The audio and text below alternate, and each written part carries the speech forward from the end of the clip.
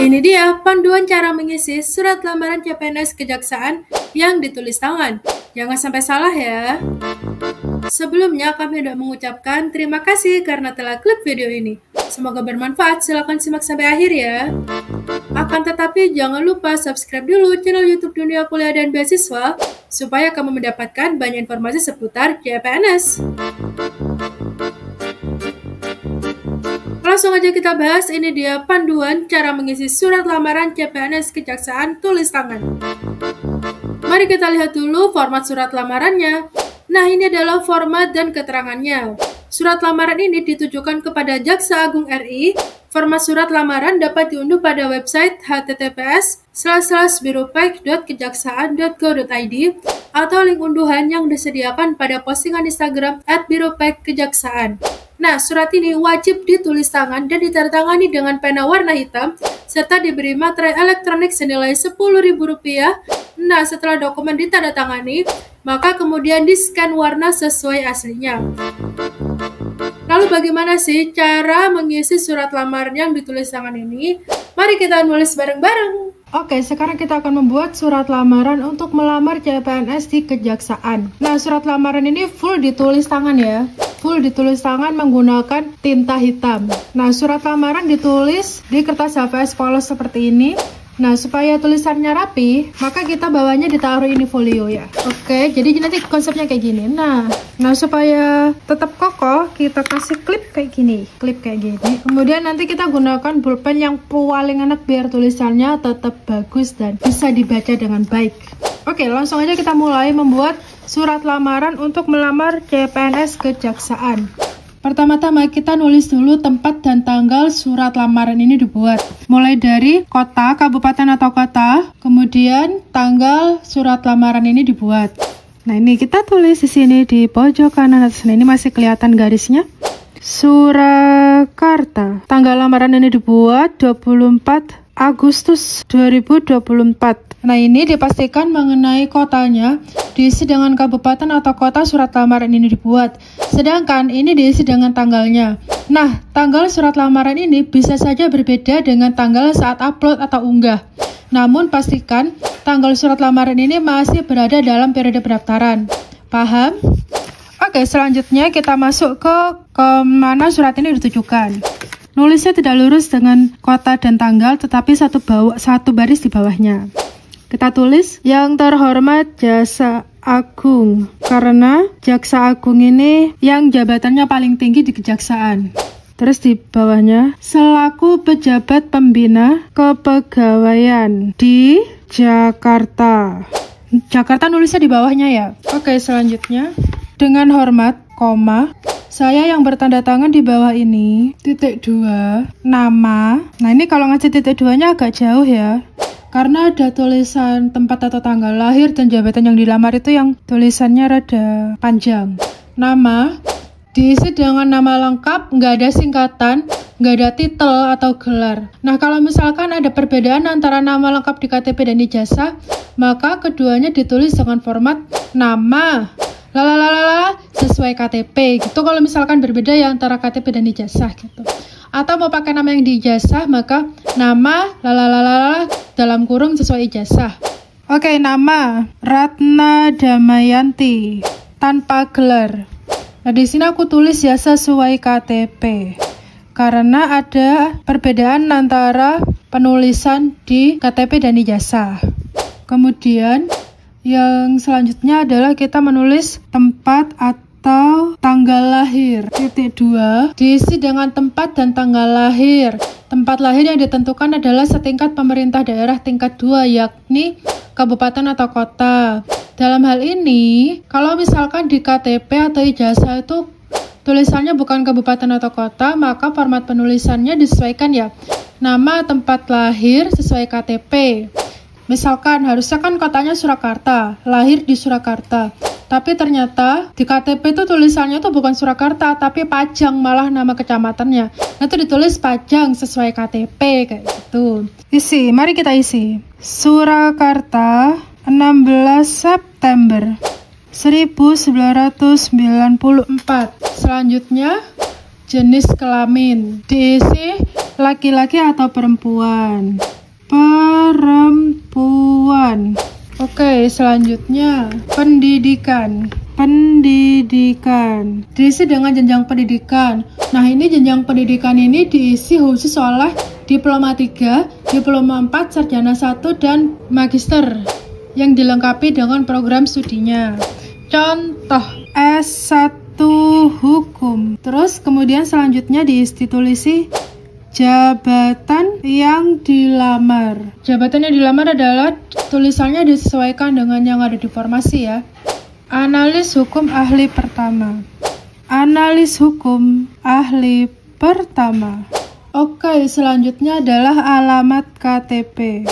Diisi dengan alamat lengkap sesuai KTP. Aku kasih contoh isi ya. Jalan Arjuna nomor 01 RT 01 RW 03 Kelurahan Pajang Kecamatan Laweyan, kalau nggak cukup di bawahnya ya, Kota Surakarta. Oke, kemudian ditulisi alamat domisili. Alamat domisili. Karena domisilinya sama, tetap ditulis lengkap ya. Dan ini kalau misalkan alamat domisilinya berbeda dengan alamat di KTP, maka ditulis alamat domisili atau alamat tempat tinggal saat lamaran dibuat. Atau alamat lain selain KTP yang dianggap sebagai tempat tinggal, tetapi berhubung alamat domisiliku sama, jadi kita tulis sama. Kita tulis ulang. Jalan Arjuna RT 01 RW 03 Kelurahan Pajang Kecamatan Laweyan, Kota Surakarta. Kemudian kita lanjut ke nomor telepon. Nah, nomor telepon kita isi dengan nomor handphone yang aktif. Upayakan dengan nomor yang tersambung dengan WA.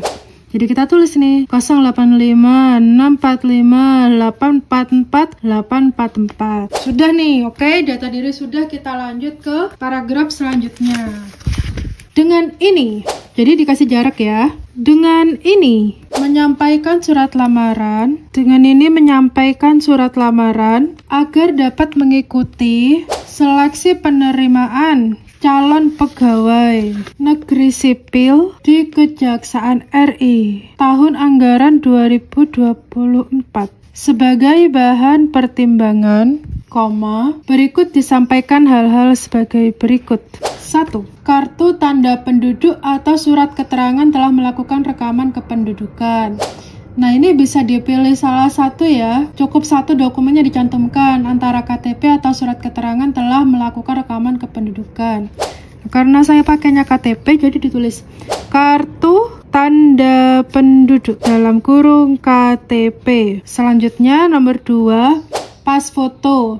Pas foto terbaru menggunakan kemeja berwarna putih dengan latar belakang berwarna merah. Pas foto. Ditulis pas foto saja nggak apa-apa. Atau pas foto terbaru. Kemudian nomor 3, surat pernyataan. Nah, surat pernyataan ini ada di anak lampiran 4 Peraturan Badan Kepegawaian Negara nomor 14 tahun 2018 tentang petunjuk teknis pengadaan PNS. Kita tulis surat pernyataan. Oke, selanjutnya surat pernyataan diri. Nah, si surat pernyataan dan surat pernyataan diri ini diketik, tapi tetap ya tanda tangannya asli.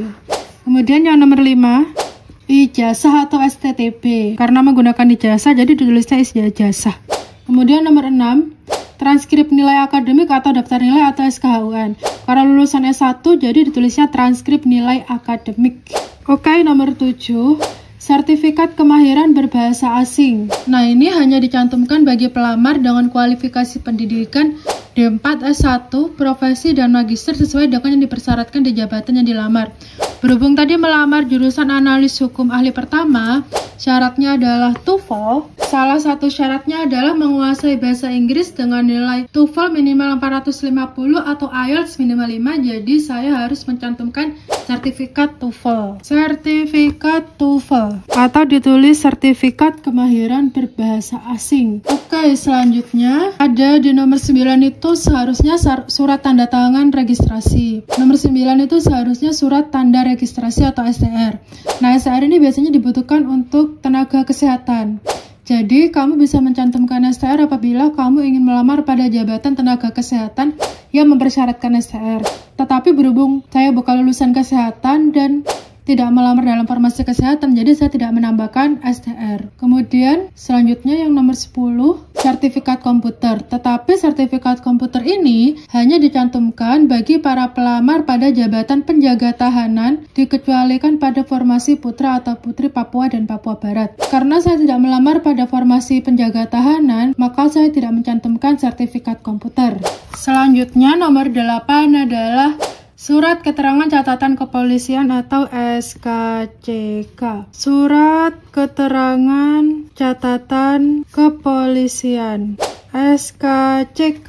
Oke, selanjutnya ini ya, surat tanda registrasi. Nah, surat tanda registrasi ini hanya dicantumkan bagi pelamar pada jabatan tenaga kesehatan yang mempersyaratkan STR. Berhubung saya nggak melamar jabatan kesehatan dan bukan juga lulusan kesehatan, jadi saya tidak perlu mencantumkan STR ini. Kemudian selanjutnya ada sertifikat komputer. Nah, sertifikat komputer ini hanya dicantumkan bagi pelamar pada jabatan penjaga tahanan. Kecuali untuk formasi putra atau putri Papua dan Papua Barat, nggak perlu sertifikat komputer. Kita juga kalau kita nggak ngelamar posisi penjaga tahanan, maka kita nggak perlu melampirkan sertifikat komputer. Tapi kalau kamu melamar posisi penjaga tahanan, maka kamu harus melampirkan sertifikat komputer dan menulis keterangannya di sini. Oke, selanjutnya nomor 11, sertifikat bela diri atau surat pengalaman kerja pada satuan pengamanan. Jadi dokumen ini hanya dicantumkan bagi pelamar pada jabatan penjaga tahanan. Berhubung saya nggak ngelamar posisi penjaga tahanan, maka saya tidak perlu mengisi ini ya, tidak perlu melampirkan sertifikat bela diri. Tapi kalau kamu melamar formasi penjaga tahanan, maka kamu harus melampirkan sertifikat bela diri atau surat pengalaman kerja pada satuan pengamanan. Kemudian nomor 12 ini, surat keterangan dokter tentang tinggi atau berat badan dan BMI. Ini wajib ya untuk semua formasi. Jadi mari kita tulis. Nomor 9, masuknya di nomor 9 ya kalau di aku ya. Surat keterangan dokter tentang tinggi atau berat badan dan BMI. Oke, selanjutnya setelah surat keterangan dokter tentang tinggi atau berat badan dan BMI, maka selanjutnya adalah surat keterangan belum pernah menikah. Nah, surat keterangan belum pernah menikah ini hanya dicantumkan bagi pelamar pada jabatan jaksa ahli pertama.